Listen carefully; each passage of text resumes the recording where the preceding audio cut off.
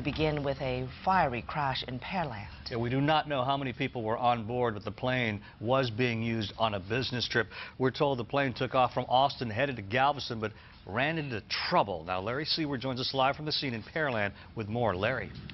Ron, the reason we don't know how many people on board, they're still searching for survivors. The plane buried some 3 or 4 feet into the ground behind me. That is a natural gas and oil field. You see the authorities here. They're waiting for representatives from the Federal Aviation Administration. No signs of survivors yet. Authorities at this point fearing that one person is dead. According to a spokesman for the Texas Department of Public Safety, that pilot works for Dixie Companies. He was flying a Beech B100 multi-engine plane from Austin. He was supposed to pick up someone at that airport at 8:30 this morning. He tried landing at Pearland Regional, but overshot the runway. He circled back. Witnesses at the airport say they lost sight of his plane in fog. Seconds later, they heard engines rev, then a crash. That crash happened at 8:35. Authorities found the fuselage, as we mentioned, buried in the ground, which is an obstacle for recovery efforts right now. Loretta Aguirre heard and felt it inside her brand new home next door.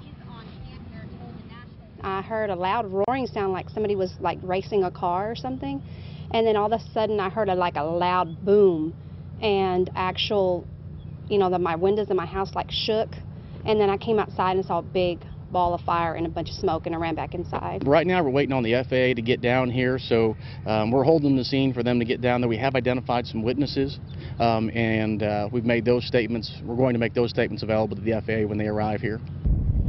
Well, the pilot's boss is here on scene, emotional, telling me earlier that he's not up to talking right now. That company trying to notify family members of the person that authorities fear is dead in this crash. Again, authorities have not recovered any bodies, which is why officially they're not able to say exactly how many people were in that aircraft. Again, waiting for FAA officials to get on scene. That's the very latest. We're live near Pearland. Larry Seward, KHOU 11 News.